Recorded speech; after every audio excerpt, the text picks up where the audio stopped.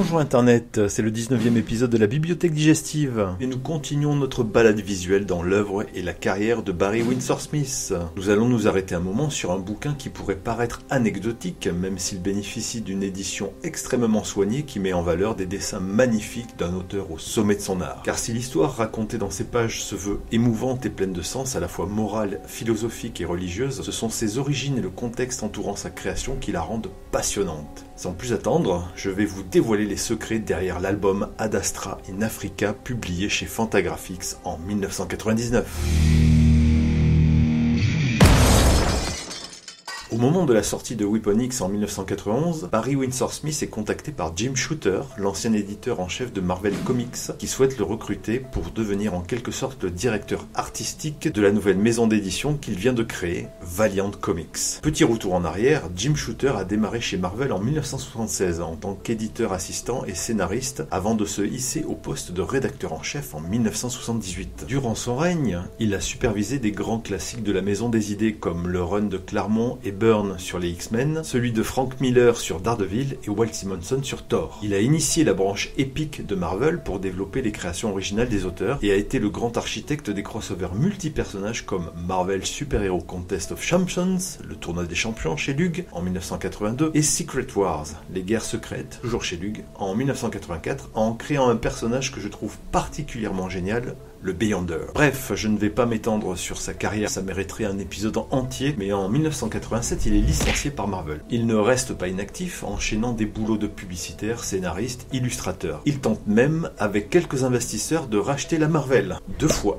Sans y parvenir. Probablement encore habité par la passion des comics ou du métier d'éditeur, il finit par créer sa propre boîte Valiant Comics en 1989. Il peine à trouver le succès avec des comics basés sur des licences de jeux Nintendo et sur l'univers du catch de la WWF. En 1991, il s'oriente à nouveau vers les comics de super-héros en proposant des nouvelles versions de vieux personnages dont il a acquis les droits. Magnus Robofighter, Solar Man of the Atom et Turok Dinosaur Hunter. Avec Barry Windsor Smith tout auréolé de ses succès chez Marvel, il débauche également Bob Layton, qui vient de revitaliser Iron Man sur 2 runs mémorables. Ce triumvirate lance également de nouveaux personnages qui vont tous avoir leur propre comics. Exo Manowar, Eternal Warrior, Bloodshot, Ninjak, Archer and Armstrong, dont Barry écrit et dessine 10 épisodes sur les 12 premiers numéros, etc.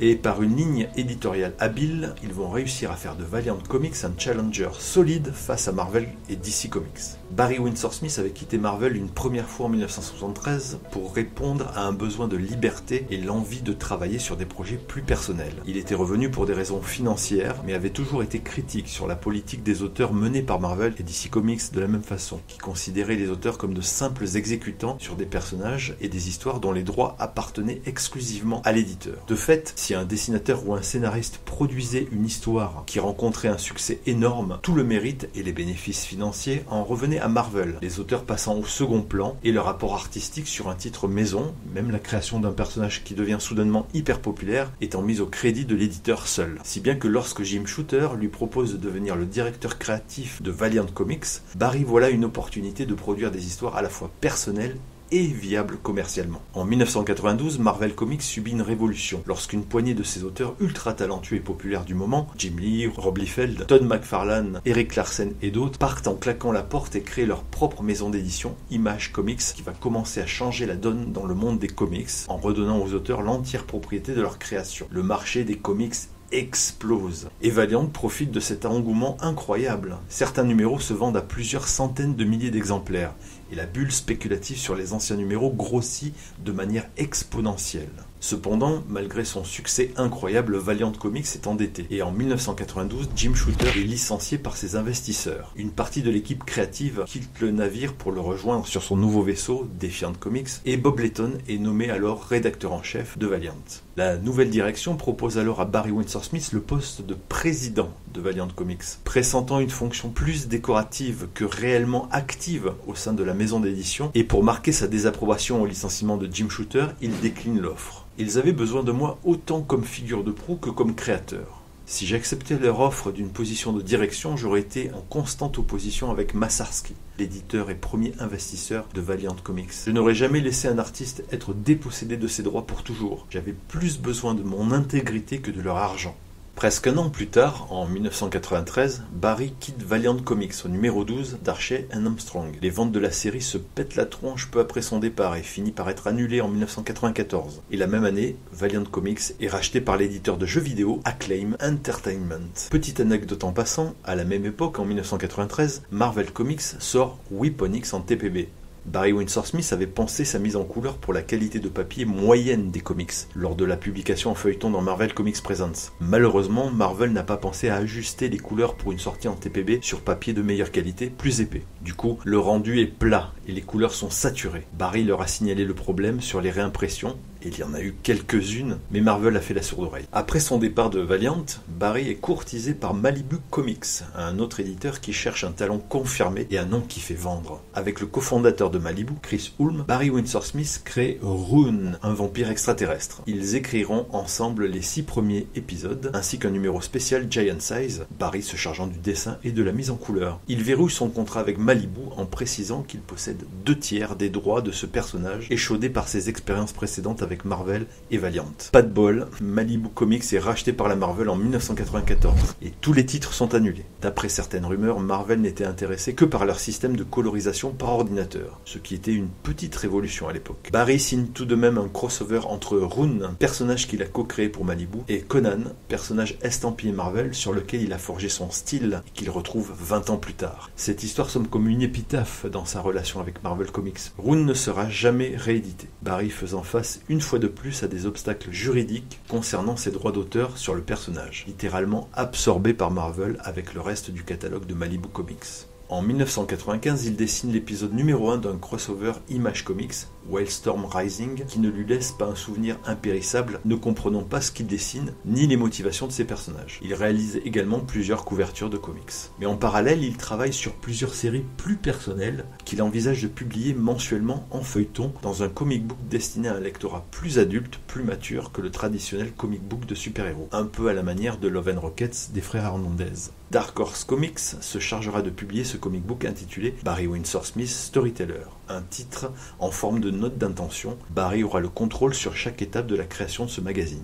Chaque numéro contiendra 3 histoires à suivre. The Freebooters, un récit d'aventure plutôt humoristique dans un monde à la Conan le Barbare. Paradox Man, plutôt orienté fantastique à base de voyages dans le temps et d'extraterrestres. Et Young Gods, un hommage à son héros Jack Kirby et ses personnages de demi-dieux et demi-déesses pris dans un conflit intergalactique. Et oui, chers spectateurs, c'est dans cette histoire-là qu'apparaît la princesse Ad Astra, personnage éponyme de l'œuvre qui nous intéresse aujourd'hui. Mais l'histoire ne s'arrête pas là. Le premier numéro de Barry Windsor Smith Storyteller sort donc en octobre 1996 dans un format Giant Size, tout en couleur et sous couverture cartonnée. Et le prix est plus élevé aussi, 4,95$ au lieu des 2$ en moyenne. Et le comic book hors format ne rentre pas dans les étagères des comic shops, ni dans les box des collectionneurs. Et le prix fait fuir les acheteurs habituels. Bref, les ventes sont catastrophiques et Dark Horse insiste pour que Barry change le format et revoie ses ambitions à la baisse. Dans l'édito du numéro 9 de juillet 1997, Barry Windsor Smith annonce que Storyteller ne pourra pas continuer de manière mensuelle, mais assure qu'il reste encore plusieurs dizaines de pages pour conclure ses histoires. C'est avec un regret et une déception considérable que je dois vous informer, mes amis, que cette aventure que nous partageons chaque mois, Barry Windsor Smith Storyteller, est en train de perdre des brouettes d'argent pour notre éditeur Dark Horse. Mais le problème est que vous n'êtes pas assez nombreux pour soutenir les coûts de production du livre chaque mois. J'ai entendu des clients et des critiques dire que le prix de 4,95$ est trop haut pour permettre des ventes élevées. J'ai plus souvent entendu que le livre vaut bien son prix de couverture. Un cadre de chez Marvel Comics qui achète chaque mois le Storyteller se demandait à haute voix pourquoi Dark Horse ne vendait pas plus cher une publication aussi merveilleuse. Ensuite, il y a ceux qui se plaignent que Storyteller ne rentre pas dans leur poche de protection en plastique et dans leur boîte de rangement en carton. Le travail n'est pas parfait, j'en conviens. Malheureusement, cette promesse esthétique d'élégance et d'énergie combinée à un dessin vigoureux, la couleur et les textes finement ciselés ne sont pas appréciés par les distributeurs et les détaillants. Tout simplement parce que la forme essentielle de Storyteller, tellement partie intégrante de son expérience à mon avis, ne rentre pas dans les présentoirs uniformes de comic books. Ainsi, j'ai reçu des pressions pour me conformer aux standards homogènes des comic books. si je veux que Storyteller survive après le numéro 12. Je dois donc vous informer, chers lecteurs, qu'après ce numéro, le numéro 9, avec, sans le faire exprès, mais tout à fait dans le ton, une Adi triste sur la couverture, Storyteller ne pourra pas garder sa publication mensuelle rigoureuse, son avenir étant incertain et le planning de travail de mon studio étant chamboulé, pendant que je me débat pour savoir ce qui va se passer après son 12e numéro. Je tiens à tous vous assurer que Storyteller continuera jusqu'à ce numéro, donc si vous avez acheté le joli étui conçu pour conserver votre collection des publications de la première année, ne vous inquiétez pas, je remplirai cette obligation envers vous pour 12 numéros, compte tenu du temps imparti. Il n'y aura pas de numéro 10.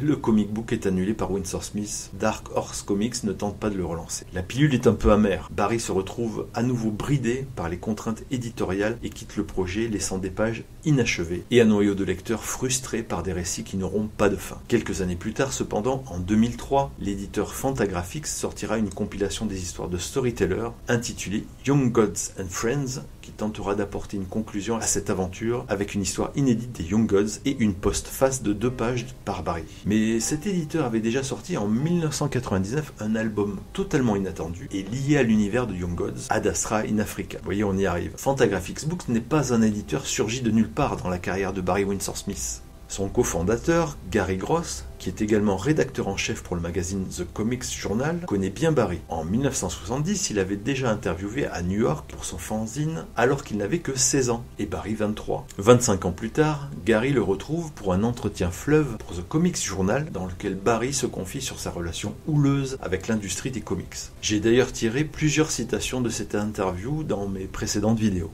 Sans le savoir, les deux hommes suivaient respectivement leur carrière de loin, Barry étant un lecteur du Comics Journal. La collaboration entre les deux hommes se fait tout naturellement, et c'est ainsi que Barry Windsor Smith entre dans le catalogue de Fantagraphics avec ce magnifique volume qu'est Ad Astra in Africa. Si le design du personnage principal et le thème du récit semblent familiers, c'est qu'Ad Astra in Africa n'est pas un spin-off de Young Gods, à la base. Au milieu des années 80, Barry Windsor Smith avait réalisé quelques épisodes remarquables des X-Men, et notamment le diptyque Life Death, mettant en avant Ororo, alias Storm. Jetez un œil à l'épisode de la bibliothèque digestive consacré à ce sujet. Sur sa lancée, il avait dessiné une 3e partie, toujours centrée sur Ororo, et toujours située en Afrique, et devait approfondir le thème du sacrifice déjà évoqué dans Life Death 2, avec la mort du sage Mjari. Comme à son habitude, Barry avait produit un épisode entier, probablement déjà ancré, tout seul, certainement sans l'implication de Chris Claremont, et l'avait proposé au staff éditorial pour être intégré en fill-in épisode dans la série régulière X-Men. L'épisode avait été rejeté par crainte d'être perçu comme une apologie du suicide par le jeune lectorat.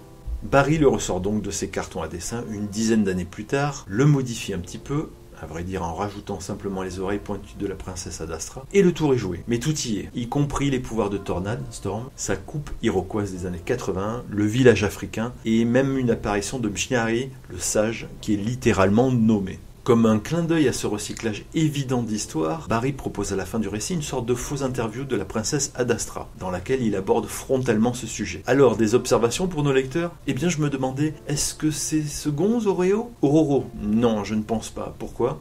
Parce qu'elle parle comme si elle avait un balai dans le cul, comme si son slip était un peu trop serré. Je pense que c'est la façon dont parlent les X-Men en fait. C'est assez compliqué de résumer Ad Astra in Africa sans avoir constamment en tête la référence des 2 épisodes Life Death des X-Men. Mais je vais essayer. La princesse Ad Astra, demi-déesse, revient dans un village indéterminé situé dans un pays africain souffrant de la sécheresse et de la famine. Elle revient pour apporter de la pluie et redonner la vie à ces terres asséchées. Mais elle se rend compte que son aide ponctuelle n'a pas empêché les morts et la famine. Même la jeune femme qu'elle avait aidée à accoucher a fini par mourir. Elle se rend compte que le sacrifice qu'avait fait Mjari pour sauver son village va être à nouveau accompli par Malawi, le nouveau chaman. Celui-ci vient de perdre son fils et décide de donner sa vie pour prolonger celle des autres. Il faut bien le dire, le bouquin édité par Fantagraphics est magnifique et met vraiment en valeur les dessins en noir et blanc de Barry Windsor Smith sur un papier épais, blanc crémeux satiné. C'est un album relié avec jaquette de couverture, il n'y a rien sous la jaquette à part le titre, 50 pages, dont une dizaine de pages avec des illustrations et la fausse interview de la princesse Ad Astra, entrecoupée de scènes alternatives, se terminant sur quelqu'un criant « cut »